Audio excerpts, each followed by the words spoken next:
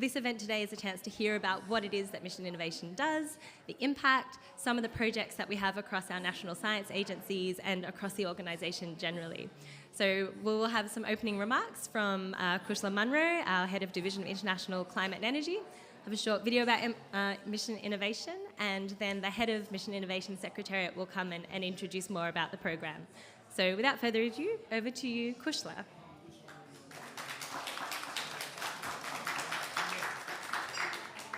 Thank you, Peter, for that very kind introduction. And I love this. Here's my big fat face on the screen as well, so that's good. But welcome, everybody, to the Australian Pavilion.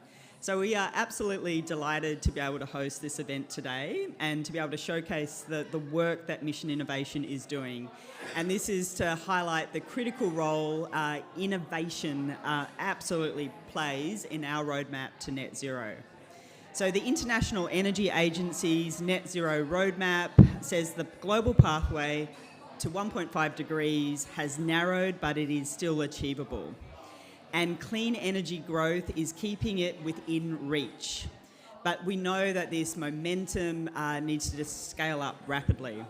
And this ongoing innovation, which I know so many people are committed to in this room, will be absolutely critical to that. So for Australia, we continue to boost investment in clean energy research and technology, and there is work that happens through the CSIRO, our premier science agency, also dedicated agencies like the Australian Renewable Energy Agency that also has a role to help bring out and deploy some of those technologies. But there's a whole lot more in terms of that ecosystem of what's happening in Australia. But we know that we cannot do this alone, and is why we think the international collaboration is so important, and also why we are very active members of Mission Innovation. So Mission Innovation is the only global initiative dedicated to innovation, and MI members represent over 90% of global public investments in clean energy innovation. So it makes it a pretty special mix in terms of what that will look like. MI really is where the science meets policy to catalyse the impact to, again, meet the big targets and ambitions. Just quickly, by way of background, Australia joined Mission Innovation at its inception in 2015, and we also recommitted in 2021 with the launch of MI 2.0. And our engagement spans the breadth of missions, including co-leading the Net Zero Industries mission. And I know Alan must be here, but I can't actually see him. Anyway, if you don't know Alan, you'll soon meet Alan. And also the Clean Energy Hydrogen mission, and that in particular is led out of CSIRO. And there is so much expertise from our agency, and I know we've got Jenny here as well, just taken on the chair role of the technical advisory group. So, and Toby, I just wanted to also just thank you for all the work that you're doing on the carbon removal strategy as well. So this is all about how we learn from each other. And maybe just to round out, because the International Energy Agency's World Energy Outlook really does highlight the importance of innovation and international collaboration. And they just sort of, 3 points here. Innovation is an absolutely crucial strategy to manage the supply chain dependencies for all the clean energy technologies. Collaboration is going to be necessary, essential to safeguard cooperation on energy and climate, including by spurring innovation and technology transfer. And innovation has a big impact on commercialisation. So this year, the report estimated a change of from 50 to 35% of the emissions reductions needed in 2050 still coming from technologies available in the market. So there's a lot of focus on the technologies we have, but we still know there's a gap, and we still know that even with the technologies we have to bring down the costs, and we've got to get them, deploy them out.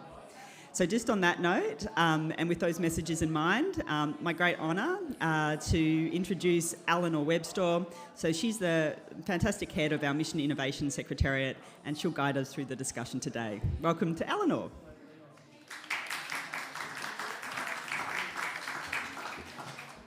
Great, thank you, Kushla. And hello, everyone. It's great to see so many of you here. Hopefully you can all hear me okay. I will try and project, even with the microphone. Today we're going to go on a journey through the building blocks of what mission innovation is. So we have a couple of core elements of our work programme. Those are missions and the MI platform. And it's great that we've got the leaders of those work streams here. We've got Jenny, who leads our technical advisory group. We've got Elvira, who's going to speak to our missions. We've got Graham, who's going to speak to the platform. And we've got Vangelis and Mitio to add to the conversation. So great to have so many of you here. Thank you. And also a huge thanks to Australia for hosting us in this pavilion. It is a lovely pavilion. It's nice to see some natural lights whilst in here, so that's always a bonus at this point of the conference. So mission innovation is actually almost... do you want me to carry on, or should we do the video after me? Yeah? Okay, so mission innovation is almost 10 years old. So we were born at COP21 in 2015 when Obama and other world leaders came together and said, right, we've got this Paris Agreement. How are we actually going to deliver on the innovation components of this? So it's almost 2025. So programmatically, we are almost 10 years old. And in that time, we have seen substantial increases in public sector spend on clean energy innovation. And quite really importantly, we have seen a development of a global network of some of the best and the brightest minds when it comes to clean energy innovation. And actually, just before this conference, one of the members said to me in a bilateral meeting, they said, before mission innovation existed, it would be so hard to be able to do the work that we're doing because mission innovation gives us on a plate all of our peers around the world, whereas before mission innovation, I would have to reach out separately to try to answer these questions. And not only would I have to find the right ministry, I'd have to find the right person in that ministry, and all of that would take a lot of time, whereas now I can have a problem or a challenge or a question, and I can take it to a global network almost immediately. I thought that was a really nice way to summarise it. But the other element is that robustness is key. So as part of our work programme, we are covering a huge amount of work, but what we're really keen to ensure is that we are actually making progress because our goal is to catalyse clean energy action on innovation. And so if we don't know what we're doing or how we're doing, how do we know that by 2030 we're going to land anywhere meaningful? And so with that, this year, we have got the first technical advisory group review programme, and that's where Jenny comes in, which is super exciting because it's a group of completely impartial experts who are monitoring our work programme and saying to us, this is what you're doing really well, this is where you could be doing even more in driving further ambition. And having that knowledge is going to be essential for us to shape the second half of the decade in terms of what we want to achieve.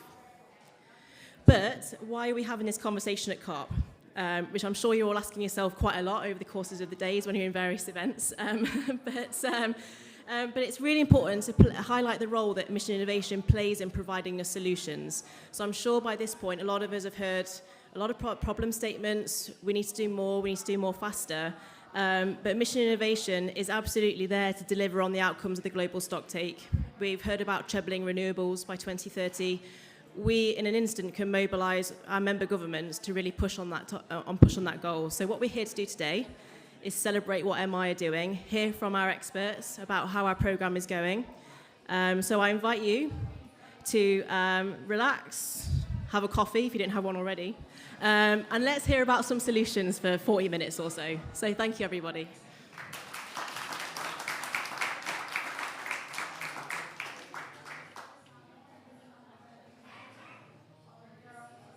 Our history is one of innovation, stone to iron, manual to machine. Today, innovation is at the frontier of the next transition, from fossil fuels to clean energy. Mission innovation is a catalyst, uniting governments, innovators, industries, and scientists on a single ambition: to make clean energy affordable, accessible, and attractive for all. Almost half of the reduction in global emissions needed by 2050 will be achieved with technologies that today are only prototypes. We need urgent action to bring these technologies to scale.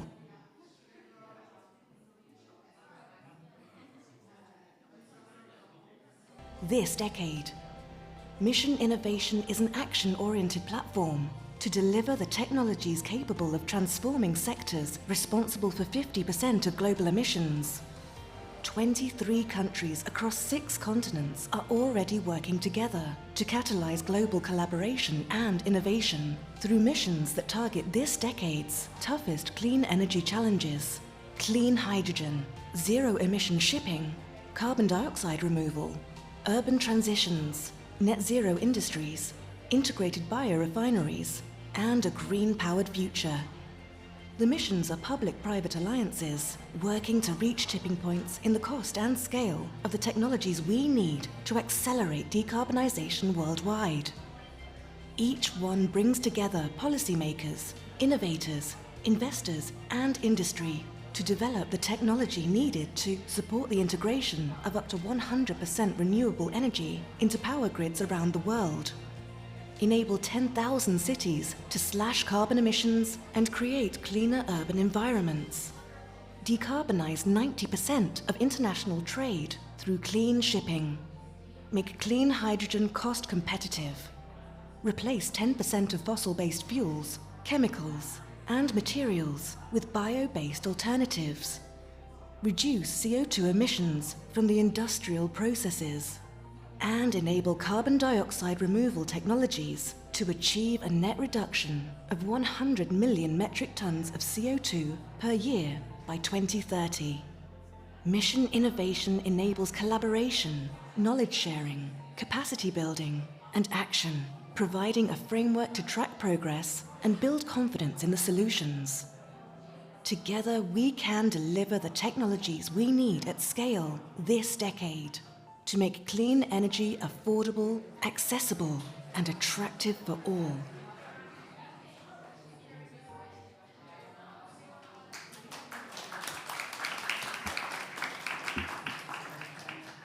It's now my honour to introduce Elvira Lutta, our Director of the Net Zero Industries Mission, to give us a deep dive into what their mission is accomplishing. Thank you, Elvira.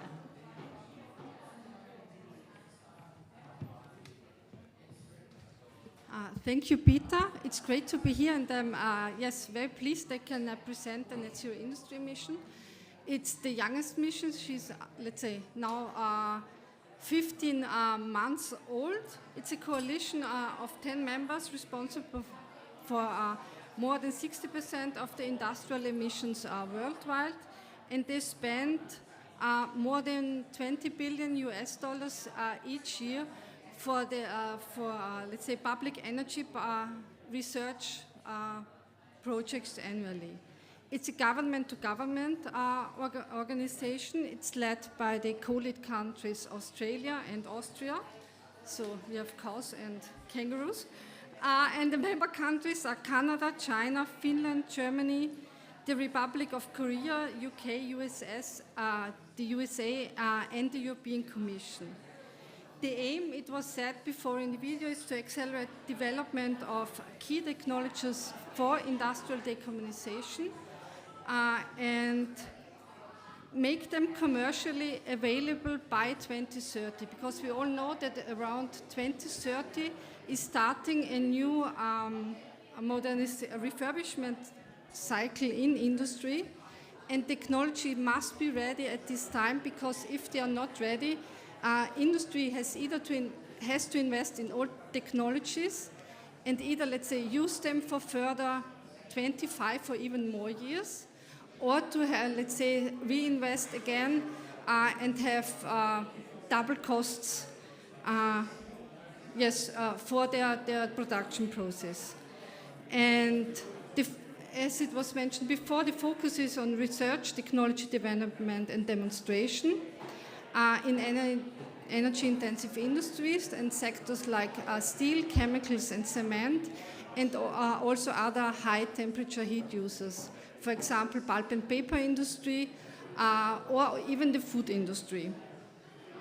And we have the relevant technology pathways are well known. For example, electrification, digitalization, the use of hydrogen, where we have the link to the hydrogen mission, or process of the optimization and energy efficiency. But the focus, what we have, is on the so-called breakthrough technologies, which can really make a change. And one example from Austria, because I have two hats and working also for the Austrian government, is the so-called basic oxygen process. It was, let's say, invented in Switzerland in 1930s. Then the first demonstration took place in Austria after the Second World War in the 1950s. And now around 70% of the world global steel production uses this process invented in Austria.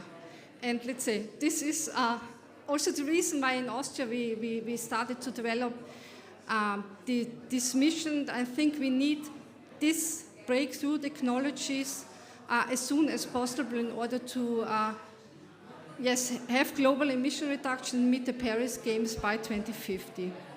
The USP of the mission is the demonstration, let's say accelerate demonstration research projects and address specific technical, regulatory and financial barriers with regard to these research and demonstration projects. Examples are the high financial risk if you invest in a demonstration project, because if it's not working, industry loses a lot of money. Another issue is energy infrastructure, bringing, for example, the huge amount of electricity or hydrogen to the industrial sites and transport CO2, for example, to storage. And also regulatory issues, for example, related to carbon capture and storage. And the ministries represented in the Net Zero Industry Mission, they are responsible for the programmatic orientation of the national energy research policies. So they can make a difference, and that's why we want to cooperate with them. And we want to have mutual learning exercises. The one is on a national level, so the ministries can learn from each other. For example, how contracts for difference are working. Germany is now trying to do it. Other countries can learn from them. They have access to industry and research institutes on a national level. Mission Innovation can create a network of research institutes, for example, and also establish cooperation between industries. And also they have access to potential knowledge-sharing partners, because the ministries, as they're funding the projects, they also have it in the hand to put requirements in the contracts. And let's say that the research partners are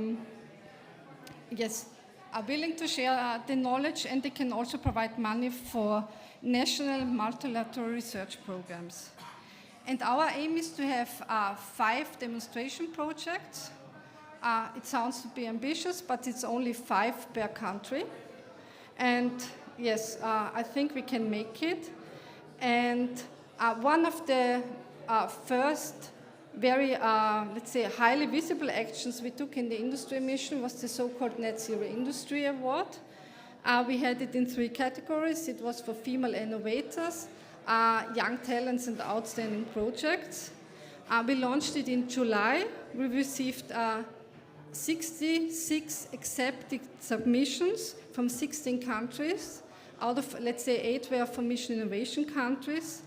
And yes, they're really good projects, and the winner will present it this Friday in the Austrian Pavilion at 3 o'clock in the afternoon.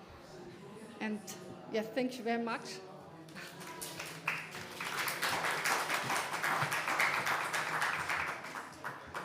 Thank you, Elvira. It's really great to hear the details of some of the projects we're doing and the really tangible nature of what countries do within these missions. I'd now like to introduce Graham Madman for the Affordable Heating and Cooling, our platform lead. So please come up here and you can chat from the podium if you like, or whatever works. Can I use this one? Does this sound okay? Hi, everyone. I'm Graham, okay, and I'm from the UK, and I'm involved in mission innovation, but I've not always been involved in mission innovation. Actually, I'm an academic by heart, okay, and I'm an academic in cooling. And that segues really nicely into what I'm going to talk about. I'm going to talk about innovation, and I'm going to talk about cooling. But as an academic, I was really lazy, okay, and I was really lazy because I got away with it. I used to come into the audience and or come into my classes and I used to ask students questions about stuff. And anyway, question for you. Who's hot? Who's cold? You can't just sit there and do nothing. You've got to put your hand up, you know? Slightly warm. Okay, that's great. Okay, I'm just testing the water to see what element of participation. Cooling's really important. Okay, some of you may have come to the Global Cooling Pledge launch yesterday, and the numbers that are coming out of the Global Cooling Pledge is amazing. That 20% of all worldwide electricity going into cooling, 7% of emissions. Big numbers. And that then links into why we need to innovate. And I'm going to talk about the next slide, the innovation platform, and talk about that, how we use the innovation platform in mission innovation to innovate. And there are three things there in terms of the innovation platform: insights, collaboration, and acceleration. And I'm going to use one example to describe how the innovation platform works. And I'm going to pick on CSIRO, I can never get the acronym right, CSIRO, okay, who have just launched an amazing project via Mission Innovation, which involves grid-connected heating and cooling. Doesn't sound very interesting, does it? Grid-connected heating and cooling, okay? It does, excellent, okay? But it's really interesting because if we know that we can decarbonise with green electricity, okay? We know we can do that. The challenge is getting the balance right, okay? When the sun shines and the wind blows, we'll produce lots of renewable energy, but it doesn't match demand. And with renewable energy, we can match demand with storage, and we can match demand with flexibility. And heating and cooling are amazing flexible assets. Okay, really good flexible assets. So in this room, you could probably switch off the cooling for half an hour, and we probably wouldn't notice. Although you were a little bit hot already, weren't you?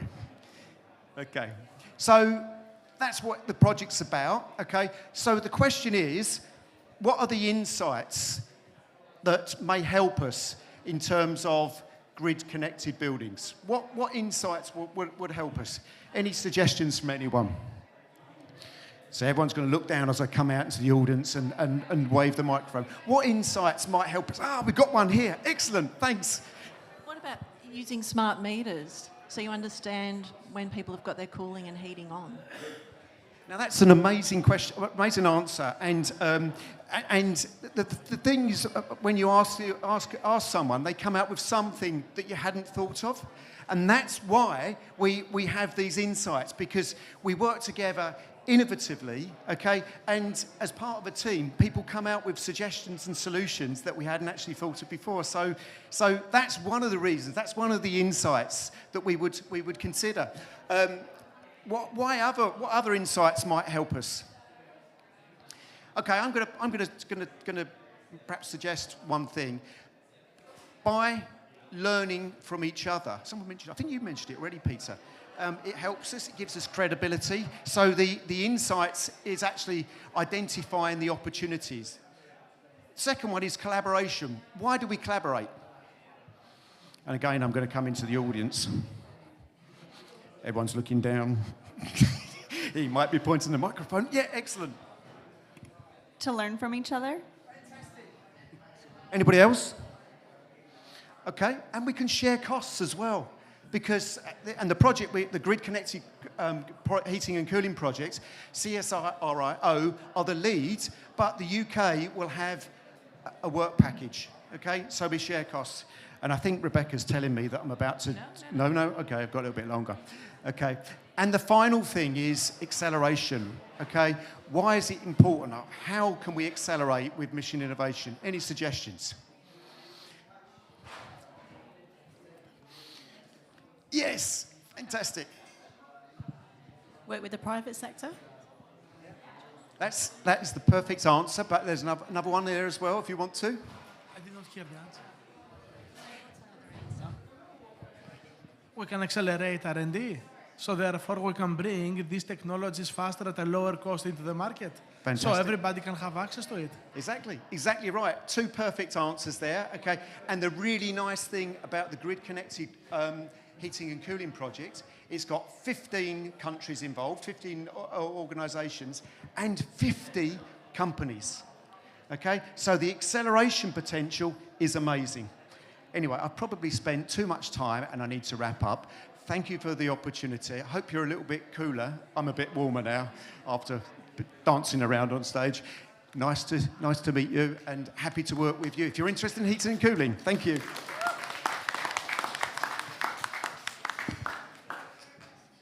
Thank you, Graham, and I love a bit of dynamic movement around the room from these events. I really appreciate the energy that you've just pumped into this. So now we're going to have a panel discussion from some of our leading experts and engagers in mission innovation. So I'd like to welcome our panelists to the stage. We have Jenny, Mikio, Vangelis, Elvira, Graham, and moderated by myself. So you want to come up, please?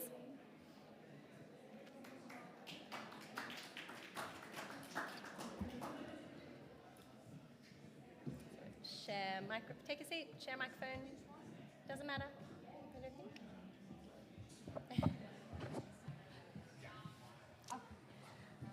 So my first question is about your opportunities to provide some examples about what you see Mission Innovation do and some of the impact of the program. So perhaps, Jenny, you could kick us off with your experience working across multiple missions and also in your role in the technical advisory group. Can you share a little bit around some of the real-world impact and examples of what you're seeing Mission Innovation achieve? Yeah, thanks, Peter. So I'd just like to start just talking a little bit about the tag. So it was formed as part of Mission Innovation 2 when that was launched, and it provides an independent review and advisory function for all of the mission activities.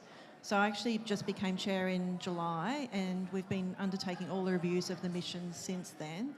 And it's been fantastic to learn just about all the depth of work that's going on in all the missions. So that's how I'm going to provide some examples. So one really good thing is that CSIRO is actually heavily involved in a lot of the missions. So I'll give some examples of some activities that have been going on based on what CSIRO is doing. So first one is the carbon dioxide removal mission. So we've got Andrew Lenton in the audience from CSIRO, who's leading the Australian engagement in that mission.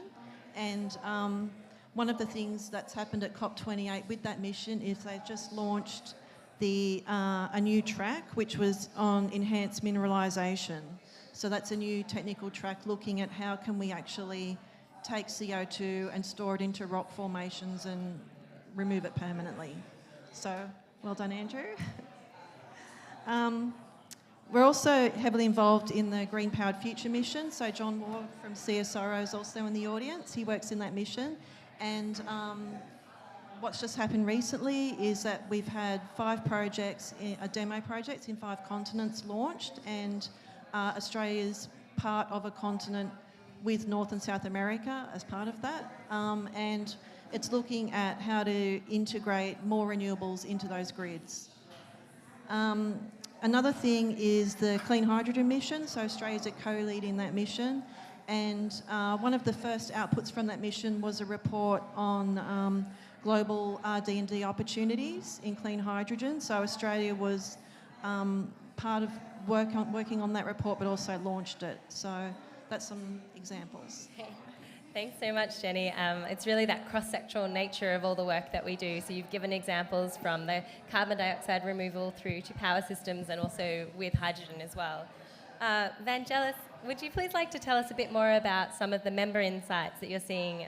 Mission Innovation does member surveys, and all of the countries provide examples of the efforts and work in the R&D innovation space. So if there's some examples from those survey responses or from the members' contribution, I'd love to hear what your insights are. So, first of all, good morning to all, and I would like to thank our Australian friends for hosting us here today. I'm in Mission Innovation with 2 hats. I'm a member of TAG, but today I will put my other hat. I work for the European Commission, and my team leads the Insights module. So what is Insights module? Actually, Graham said everything about it, so we are ready to swap jobs here, but I will try to see what more I can say. In a nutshell, the Insights module attempts to map the global research and innovation landscape. And there are three very good reasons for this. First of all, we would like to help policymakers at the member states, at the countries, also in mission innovation, to make the right decisions about the future of R&D based on facts.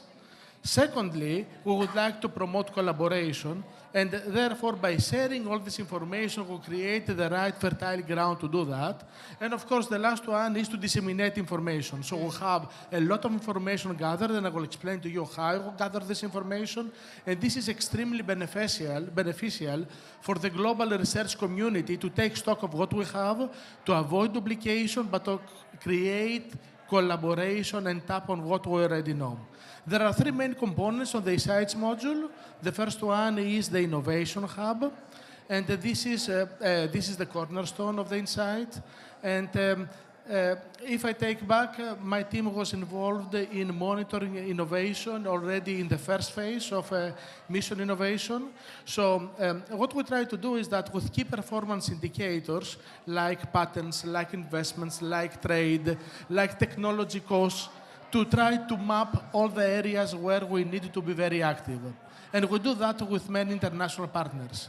The second one is the think tank, that it is a relatively new activity. It was launched last July, and it brings together important stakeholders to debate and develop the ideas and the strategies for the future of research and innovation. And the last one to conclude is the Member States report that we launched also yesterday, and this is an excellent piece of work. Spans 200 pages. If you have not read it, please read it. You will find out from every country of mission innovation very important information. Their budget in research and innovation in the different domains. You will find information about all the research programs, how they contribute to mission innovation, and also existing collaboration with other countries, which allow additional countries to come in, either in projects or to join different missions, so therefore we can collaborate. So in a nutshell, to conclude here, the Insights module facilitates not only the review of progress, but also fertilize the collaboration, and of course, accelerates the overall research and development. Great, thank you. And for everybody, the member surveys that Evangelos is referring to are available online on our website, and they do have a fantastic treasure trove of what most G20 countries are doing in this space. It's really useful if you want to find out domestic policies. So now to find out a bit more about how Mission Innovation is working with other groups and institutions to accelerate the transition, Mikio, I'd like to ask you to talk about some of the impact of the connections that with the missions that you've reviewed and also with RG20. Okay, thank you, Peter. I'm now the member of the TAG, the vice chair of the TAG, and also I'm working on another international initiative we call RD20. RD20 is a group of the public research institutes from G20 countries. So therefore, this is a very big group, and we have more than maybe 10,000 or 100,000 researchers behind. So therefore, that could be the very big potential for making or creating something new. And I think the energy transition needs the very big breakthrough, new idea, new technology, a new social information or the social system or something like that. So therefore, not only technology, but also the social science aspects are needed.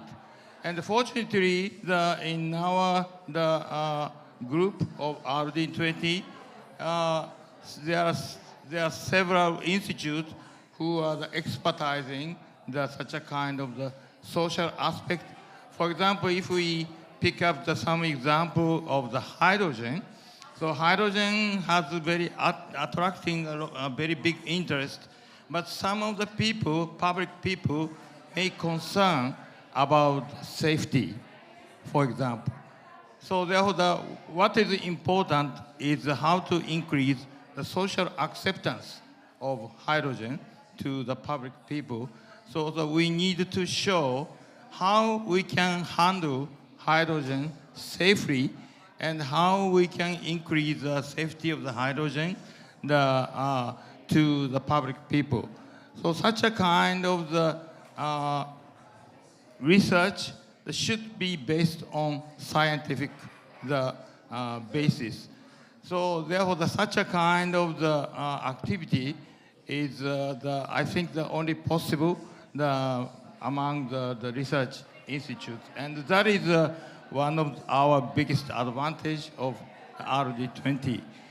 And also the RD20 that involved of course the G20 countries, so not only the OECD country, but also the Global South countries. And such a kind of the communication, we sometimes find out what is missing in emerging countries and what we can do for emerging countries. For example, capacity building or the human resource development of young researchers. So for example, some countries have a very big ambition to the hydrogen or something like that, but they don't have enough number of the human workforce for such a kind of the new technology. So therefore, that could we can complementarily work with each other within RD20, and this activity is also, I think, quite helpful and supportive to the mission innovation, I believe. Thank you. Thank you, Mikio. There's some really great connections there, and particularly when we have our research institutes who are so pivotal to how mission innovation functions, but then having this dual role where the same people are working within RD20, and that connection back to the Global South as well is a really important way to make sure that we're sharing what we do in mission innovation beyond the countries we work with here. But continuing on the theme of collaboration, Elvira, could you please tell us a bit about some of the private sector engagement and working with IRENA and other groups as well on the industry mission? Yeah, thank you.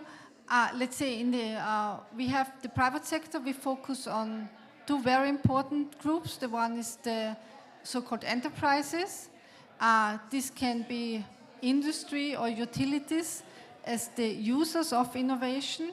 And the other sector, which I think is the most important one to be addressed, is the technology providers, because mission innovation could give them or provide them access to new markets. For example, in Austria, we have a company working in the steel sector, and they are very interested. Let's say they have a lot of cooperation already in the European Union. They have a lot of funds. And they are very interested in collaboration with countries outside of Europe. For example, we asked them Canada and Australia. They're very important because they have certain kinds of iron ore. If their technology works with this iron ore, it works worldwide. And then the financial sector, of course, they are very important because they need to know which technologies, let's say, they can make money in the future. But they have to provide funds, and they have to, let's say, assess the risk for the financial risk for, let's say, where they invest.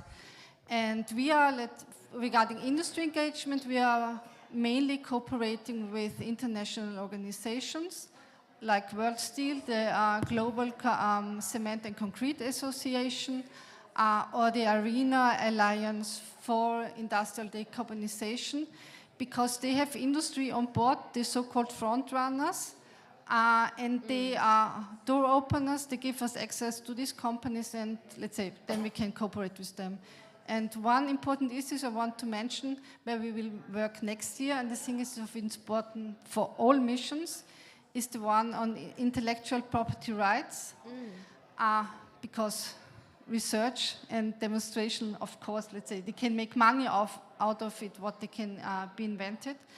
And we want to develop guidelines on what is to be published and which information we can use for knowledge sharing. And this we want to do together with industry, because they have to share information, And I think it's also something we can share with the whole Mission Innovation family. Great, thank you, Elvira. There's so much work there in the way that Mission Innovation can convene the different parts of the system, and ultimately it is that acceleration of the knowledge between the companies that are doing the projects and allowing that to be transferred in a way that is protecting property rights but also enabling acceleration, because that's what we're trying to do. I'm going to jump forward to some of the forward-looking elements of Mission Innovation and what you think we can achieve in the next few years. So Graham, I might start with you. On the impact to date and your plans for the next few years, including, yes, those links to the Global Cooling Pledge that you've already mentioned, and just where you see your work stream going. Okay, thanks. Whenever you look ahead to what you could do, it's complicated, really, really complicated, because there's so many things that we could do in this innovation space. So we need to try to simplify it. And we simplify it in the innovation community using the 3 I's. Okay, whatever we decide to do, it's got to be innovative, it's got to be international, and it's got to be impactful. Okay, those 3 things. However, I'm going to add another one to that, following what Michio says.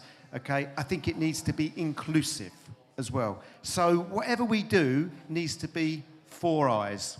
Okay, 4 I's. It sounds like wearing 2 pairs of glasses. And in what we've been doing in the innovation community has been focused on things like that. So the Global Cooling Pledge is innovative and impactful. There's the Global Cooling Prize as well, which you may or may not have heard of. This came out of MI 1.0, and it was about developing a room air conditioner that was 5 times better. So the impact was 5 times better than the traditional ones. The winners of the prize, okay, were 10 times better. So 1/10 of the impact. So that came out of Mission Innovation. Looking ahead, I think there's lots of opportunities. We need to remember the 4 I's, okay? And actually, I'm going to add another I to this as well, okay?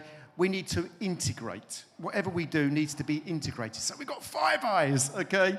And we need to integrate what we do in heating and cooling with the missions, okay? And Vera and I were just talking a minute ago about heating and cooling in industry. What a real good opportunity there is. Heating and cooling in urban transitions in cities. What a really good opportunity to work together. So 5 I's looking ahead. Thank you. Thank you, Graham. Vangelis, there, I'd like to give you the opportunity to talk about just those insights and also some of the data that we collect, and thinking about how the importance of the innovation does feed into that energy transition, as Kushla mentioned at the start, the critical role that it continues to play.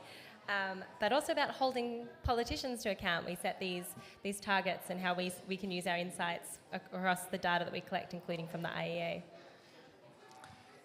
As I said, the Insights module plays a very important role in feeding the policymakers in making the right decisions, because we provide the facts.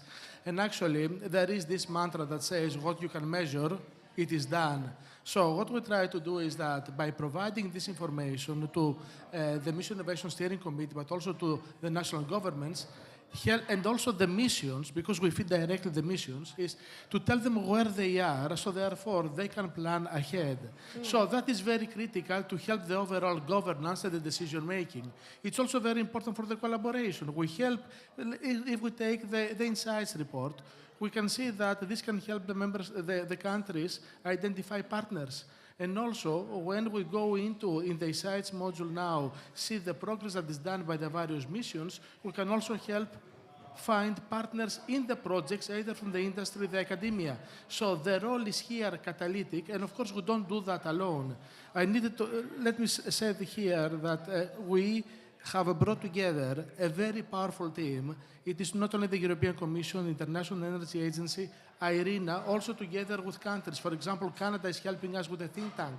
So we bring here together not only the people who are the most experts in collecting all this information, but also we are using the best international practice to engage with the global community. And we have been doing workshops together. We're going to produce reports together. So we bring all of us together who have this interest to map and provide this information in order we have one specific purpose, to help Mission Innovation achieve its goal. Thank you very much.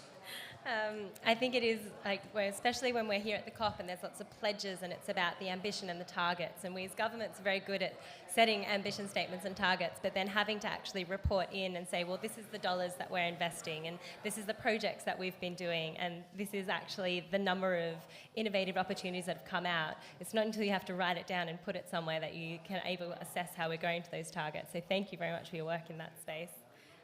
Elvira, being the director of one of our newest mission, what do you think is the biggest impact of Mission Innovation, or what the opportunity is?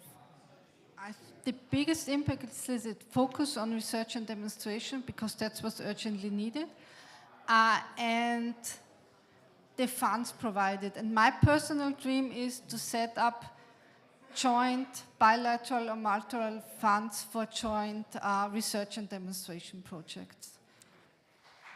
That's a very succinct and perfectly on point answer.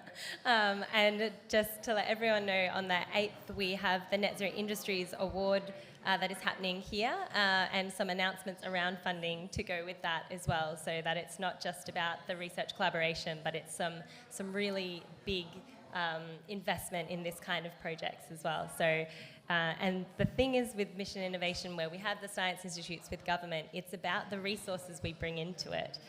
So if we're not resourcing this as governments or as research institutions, then we can't actually do the projects and share the insights and collaborate and make sure that they're being accelerated. So it's a very pointed point that we need to be investing in this. Thank you, Elvira. To close us off, Jenny, just perhaps you could share some views on the highlights of, the function that we have of the TAG, and why that is so important around everything we've discussed here about the credibility of what we're doing within this and going forward there. Yeah, thanks, Peter. So the importance of the TAG is that we're completely independent, and we're working across different sectors, research sectors. So we've got people from research, we've got people from government, we've got people that sort of, have a good insight across the whole of the research space. So we have that really good review, independent advisory ability to look at what the missions are doing. We've almost finished reviewing all of the missions at this point in time, so we should have that completed by the end of the year. And like I said, it's really good to see some of the depth of the work that's coming out, but we're also, finding a lot of the impact that they're having, their successes, but we're also finding there's some challenges and barriers that need to be overcome, so that we really need to actually continue to work with the missions and try and, push through those things and keep them moving forward. They've also got goals set for 2030, so, maybe that's something that we'll need to, start to look at as we move towards 2030, setting new goals for the missions as well. So, there's a lot to look forward to. Yeah. Thank you. It's like our own ratchet and review cycle under Mission Innovation, the next phase of work. And I'd just like to give a shout out to the Secretariat and Rebecca in particular, because she's just been so fantastic in supporting us in the TAG. So, thank you. Yeah, like the innovation cycle itself, our missions are not static, and so whilst we developed these only the other year and set goals, we're finding that actually the ecosystem is moving faster in some spaces than we thought. So the targets of the clean hydrogen mission, we actually already met them within a couple of years, and so then it's about, well, what is the further role in the next place that we can play? And so this constant review cycle we have with Mission Innovation is just mirroring that innovation cycle itself, and we'll continue to refresh. So if you ever have ideas as to how you think Mission Innovation can be directing its efforts and where you think the priority should be, we are always open to how we can continue to improve and go forward. We do have time, 5 minutes, for any questions from the floor, if anyone would like to ask a question of our panel. Otherwise, we will close out with a few closing remarks from Eleanor. anyone like to ask a question from our fabulous panelists? Thank you. It's a pretty curly question, Peter. Hi everyone, Ian McGill from the University of New South Wales. And I'm just thinking about models of innovation, and what many of those models suggest is innovation needs creation, of course, but it also needs destruction.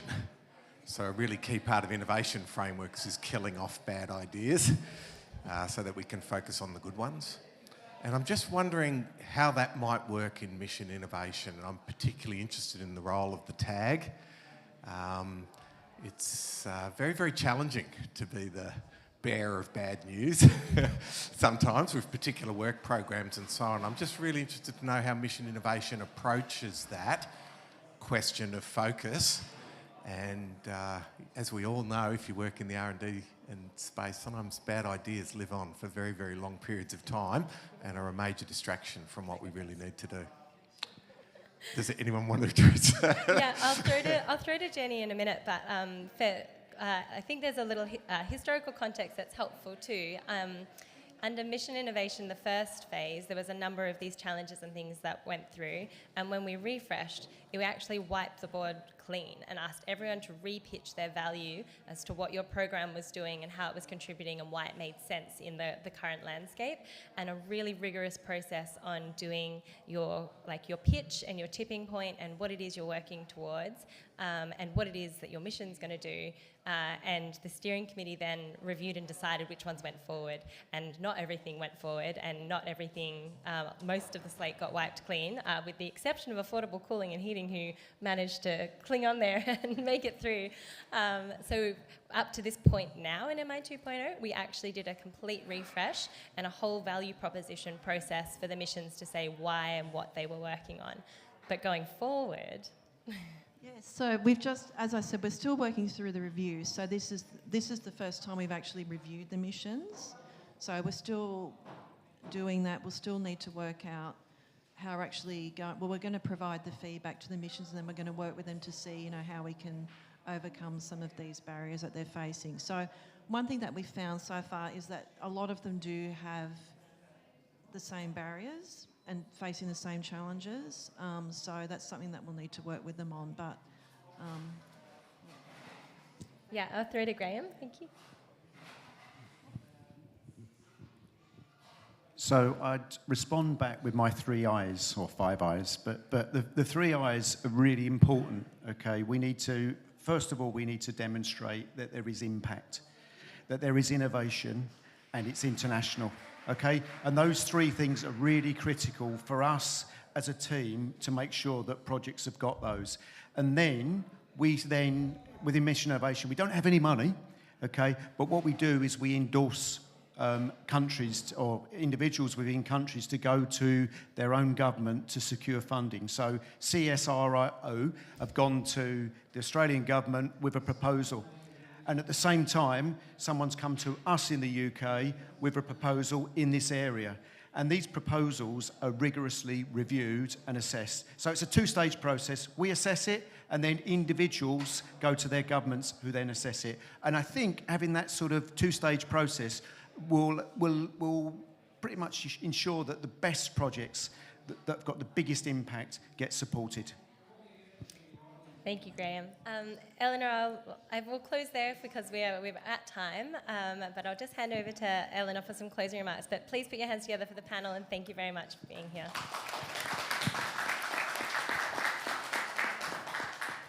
Great. Okay, so thank you so much, Peter, for moderating, and thanks to the panellists for a great discussion.